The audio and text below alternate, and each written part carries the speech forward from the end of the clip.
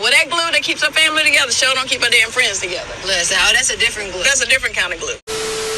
What's good, YouTube? Please be sure to like, comment, and subscribe to my channel if you haven't already. So I want to get into Real Housewives of Atlanta season 12, episode 3. So the episode pretty much kicks off with Cynthia and Eva. They're looking for a home for Eva. We all know that Eva is still on the run from her ex-boyfriend, allegedly. He's crazy and she doesn't want any parts to do with him. She calls him her donor, not her baby father or the father of her kids or anything like that, not her ex-boyfriend. She just calls him her donor, which I think is pretty lame because he's not a donor. This is somebody that you took pictures with, that you was in a long-term relationship with. You did not go down to a facility or contact a doctor to get sperm to produce a child. You had a child out of love. Y'all just happen to not be in a good place right now. So now he's your donor. Anyway, we're going to move along. So Eva's looking for a house like we already know. She's right now currently living in a 2-bedroom condo. So all 3 of her kids, and well, her 2 kids and 1 on the way, and her husband are living in a 2-bedroom condo. Which, like Marlo said, Eva ain't got it like she said. I heard she's been having some financial hardships. That they're having a problem with where they're living, that they're renting. I have a protective order for safety as it pertains to domestic violence for me, my children, and my parents. Every time I move, he finds me. Nobody. And it's all coming to light. That's why I said Eva, that karma shit ain't funny.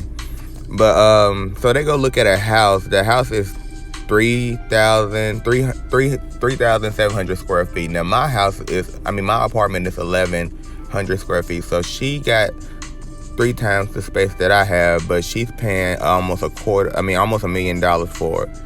I only paid $1,300 for my rent, and that's with water included.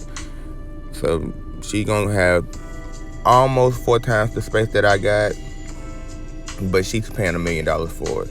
If anything, pay $4,000, $5,000 with water included. Anyway, so Cynthia even jokes and say, "Can you even afford this house?"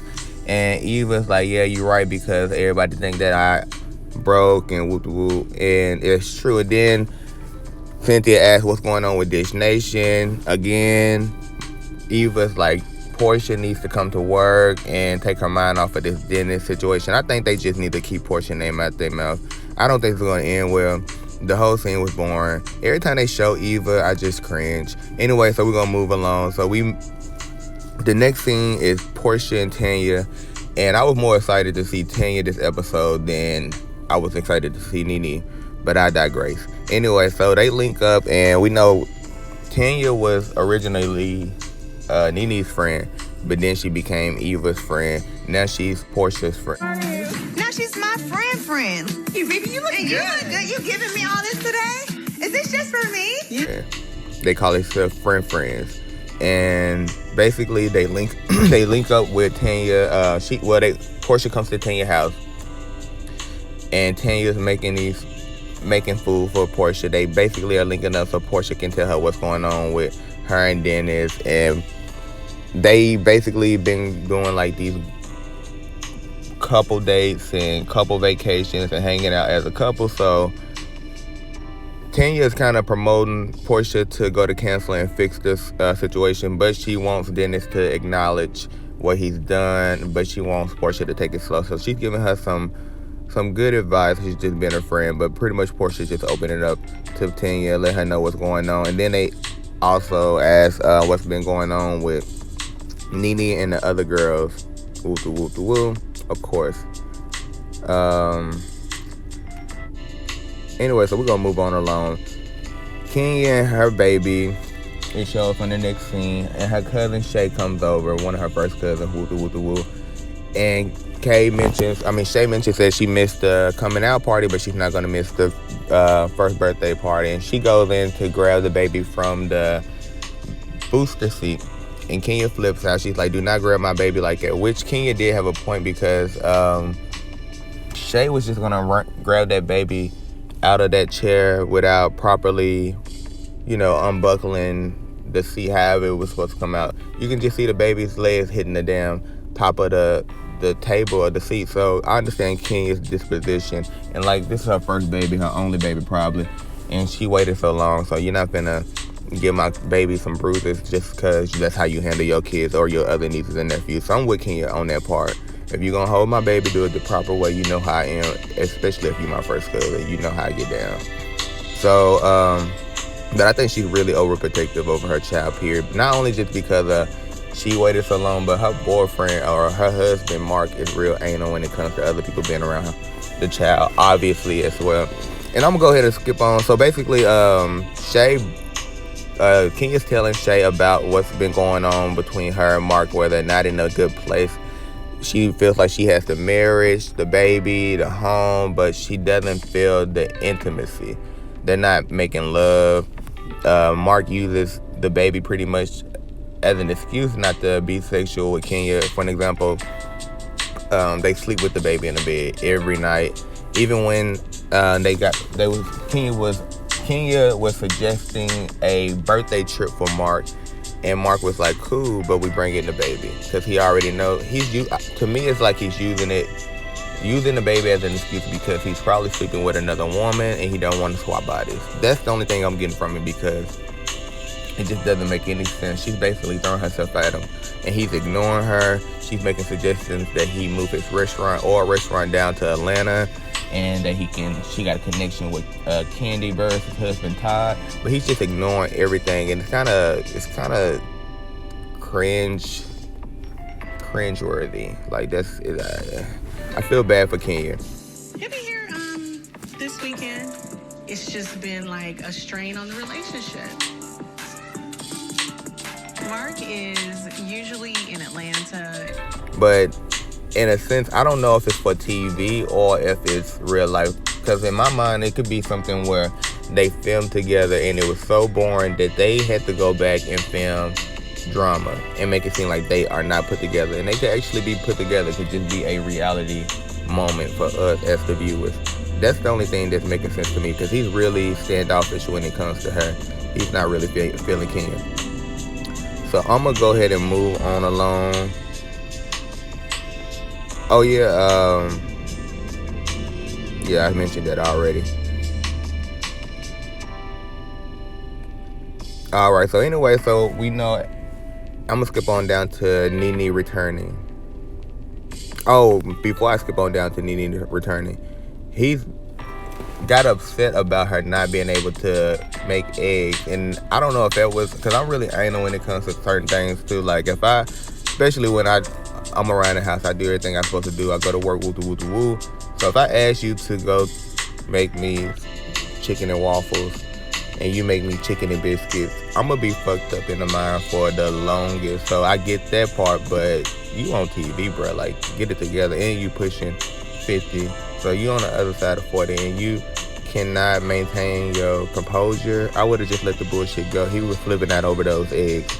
And it just didn't make no damn sense. But anyway, so we get to see Nene. Of course, she's like this cancer ambassador. Isn't that amazing? I am an ambassador for the American Cancer Society.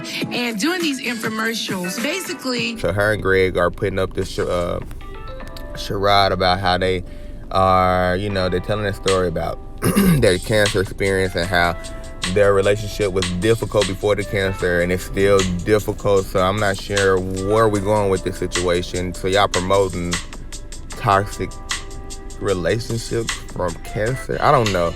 I don't get it.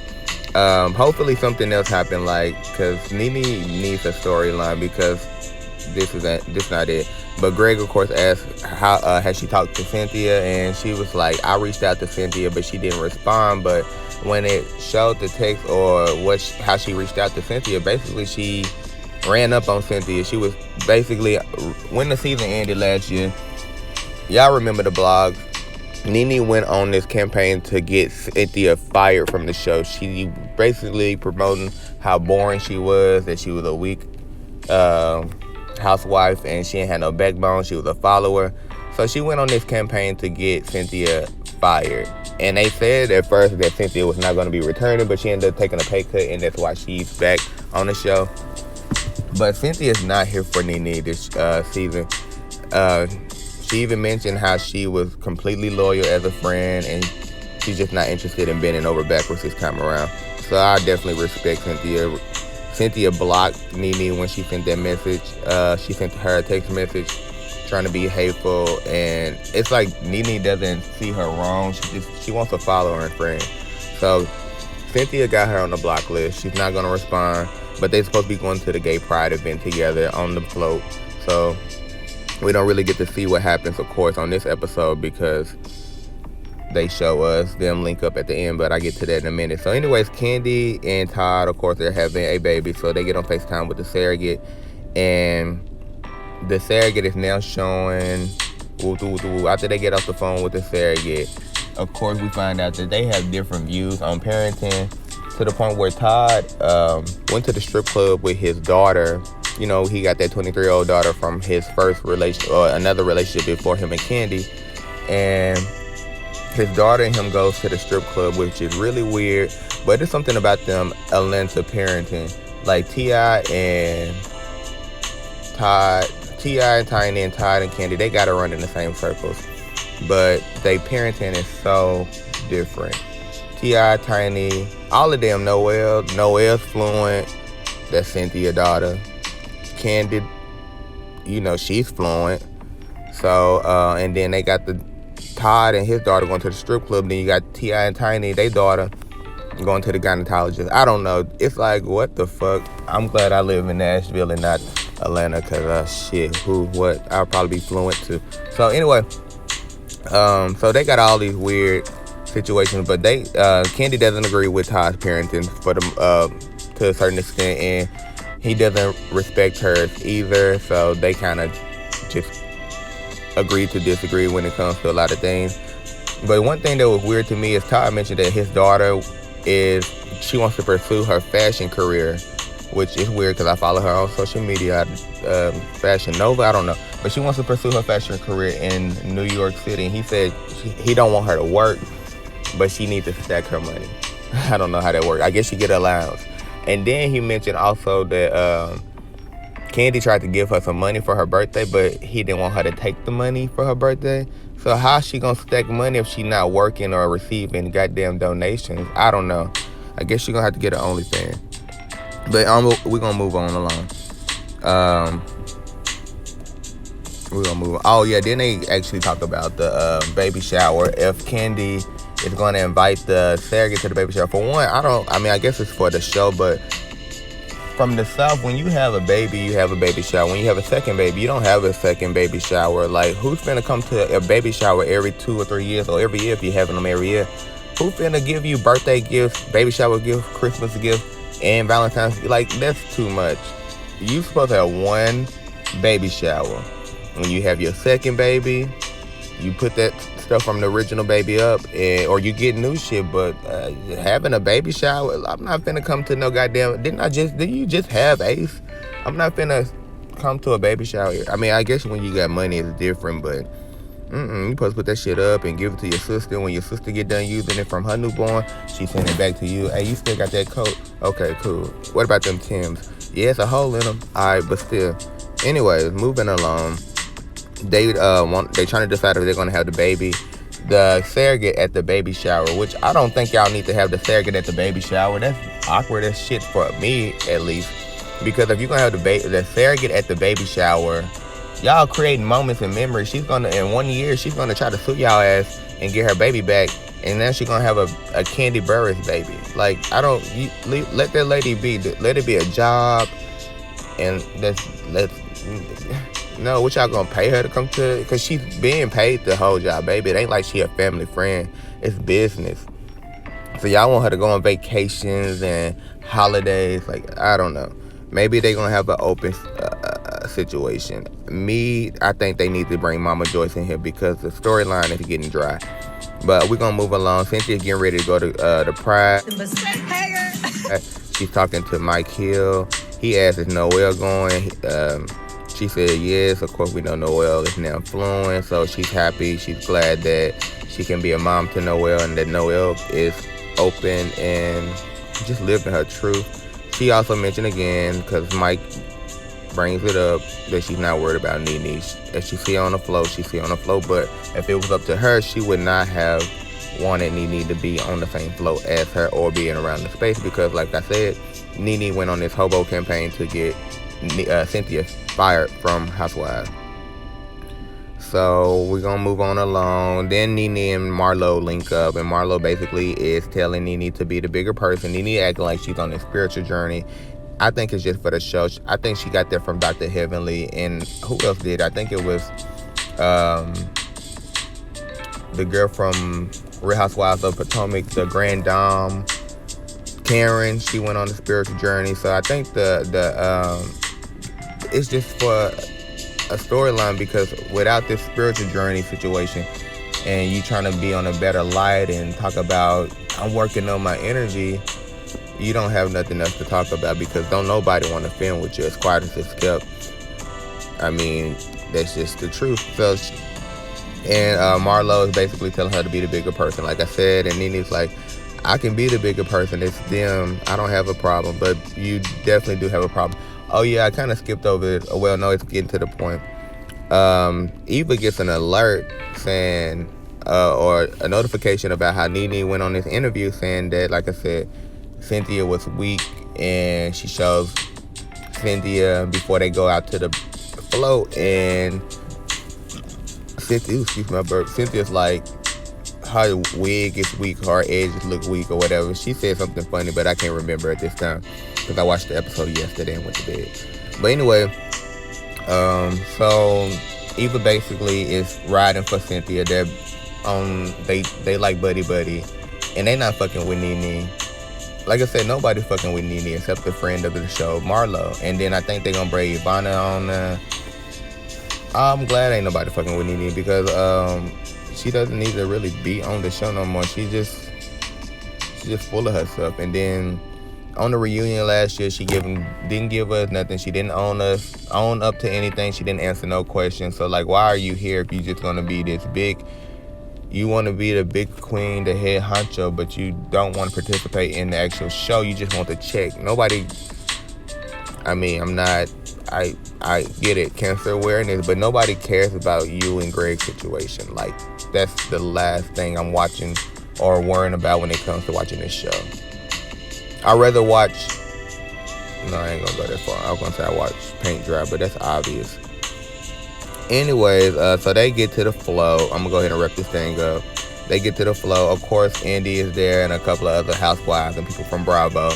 Nene sees Cynthia and Eva and Noelle, and instead of her, like she said, she the queen. If you the queen, why are you running up after somebody on the float like a peasant? I would think that they would be like, oh, is that Nene?